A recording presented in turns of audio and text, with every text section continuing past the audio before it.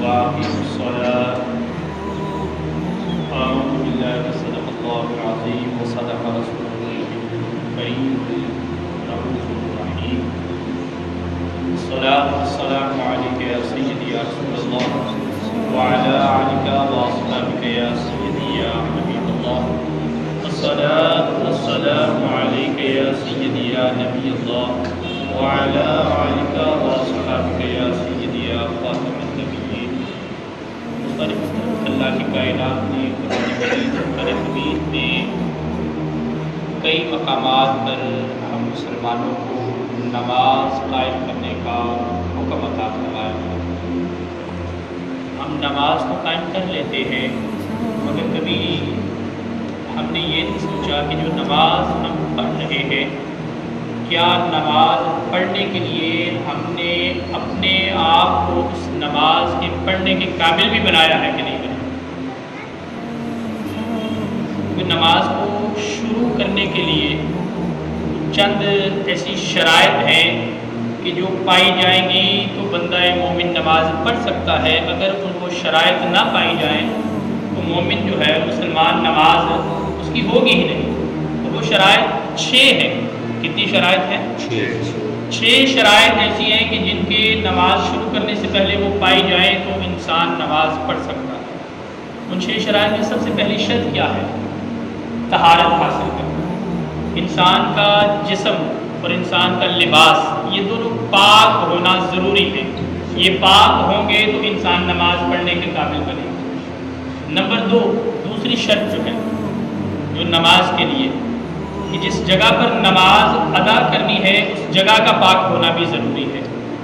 Number 3 ستر عورت وہ جسم کا حصہ کہ جس کا نماز کے اندر چھپانا لازمی ہے. اور ستر عورت مرد اور عورت دونوں کے لیے الگ الگ ہے. مرد کے لیے ناک سے لے کر گھٹنوں تک کا حصہ یہ ستر عورت کہلاتا ہے اور عورت کے لیے چہرہ ہاتھ اور پاؤں کے علاوہ حالت نماز میں سارا جسم چھپانا یہ لازمی ہے. یہ عورت کے لیے ستر عورت بنتا ہے. لفظ عورت کا مطلب ہی چھپا ہوا.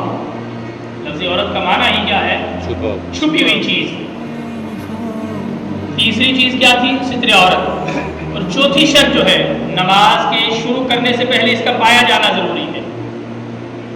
جو نماز ہم پڑھ رہے ہیں اس نماز کے پڑھنے کے لیے ہمارا چہرہ کس سمت ہے. اگر ہم قبلہ چھوڑ کر کسی اور سمت منہ کر کے نماز پڑھیں گے تو کیا ہماری نماز ہو جائے گی؟ تو چوتھی شرط کیا ہے؟ استقبال قبلہ. ہمارا چہرہ قبلے کی سمت ہونا ضروری ہے. 5ویں شرط جو ہے وقتی نماز یعنی جو نماز پڑھ رہے ہو اس نماز کا وقت ہونا. نماز کا وقت ہونا. عصر کا وقت ہے آپ مغرب کی نماز کی نیت کر لو وہ نماز ہو جائے گی. نماز عصر کا وقت ہے آپ فجر کی نیت کر لو نماز ہوگی. تو اس لیے یہ 5ویں شرط کیا ہے؟ جو نماز پڑھ رہے ہو اس نماز کا وقت بھی ہونا. 6ٹھی شرط جو ہے وہ نیت کرنا. اور نیت دل کے پکے ارادے کا نام ہے. دوستان محترم اگر یہ 6 شرائط ان میں سے کوئی ایک شرط بھی نہ پائی گئی تو آپ کی نماز ہوگی ہی نہیں. سرے سے ہی نماز نہیں ہوگی. قبول ہونا یا نہ ہونا وہ تو بڑی بات کی بات ہے نا. جب ان 6 شرائط میں سے کوئی ایک شرط بھی پائی نہیں نہ جائے گی تو ہماری نماز ہی نہیں ہوگی. اللہ تبارک و تعالیٰ کی بارگاہ میں دعا ہے کہ رب ذوالجلال ہمیں اپنی نمازوں کی فکر کرنے کی توفیق عطا فرمائے. آمین بجاہ نبی